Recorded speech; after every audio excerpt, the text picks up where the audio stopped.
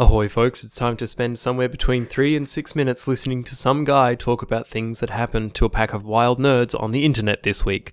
That's right, it's the Thunder Cougar Falcon Bulletin, now coming to you live from an existential quandary located somewhere outside your immediate consciousness. Will it continue to exist when you stop paying attention to it? Only time will tell. On to the spandex-related adventures of PlanetSide 2, our Friday night this week was a slightly special one.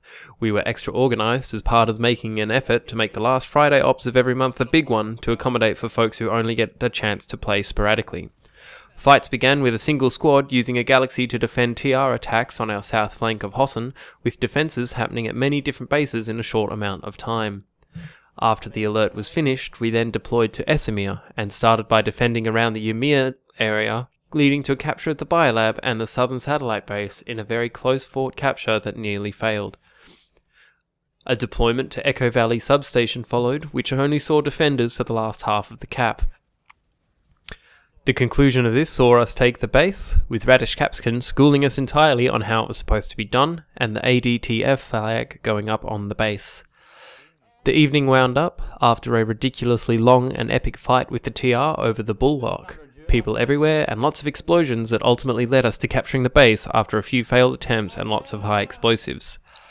Thanks for Friday night go out to Nojon for his assistance in leading the Bravo squad. Our Sunday ops had a rush start as we signed in on the last 15 minutes of a capture Indar alert. After our squad was formed up, we went to assist Null Elemental's public squad that was currently fighting at the Palisade, whereupon we linked up into a platoon. Our next move was to then attack Ceres Hydroponics in the hope of winning the alert, but we were routed by a NC force. After the alert was over, we moved to Amrish, where we went straight for Raven's Landing.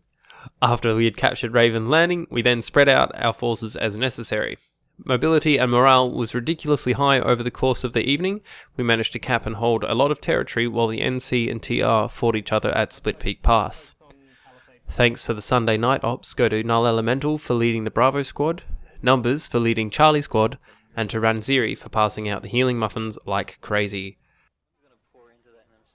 Moving on to World of Warcraft news, Bugs has now hit level 100 and thus begins his mighty quest for epic loot. Look for his Chaos Bloodthirst Death Knight in a dungeon near you soon. Patch 6.1 has improved crafting options, which allows Mighty to generate a lot more armor for leather or chainmail classes.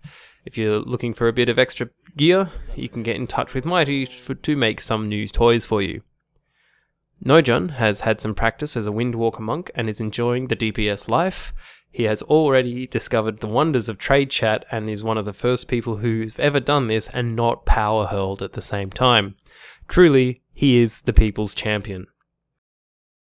In other game news, Robocraft has made a resurgence in interest, with Boogie, Diablo, Bugs, Tuna, Sapper Tight Pants, Numbers, and Fuser all having a go at it over the past few days.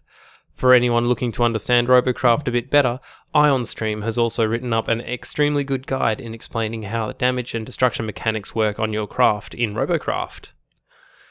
This concludes the Existential Crisis Bulletin for the week. If you have anything interesting or video gamey that happens around you in the next week, drop Mighty a line, and always remember, the only thing worse than being talked about is not being talked about.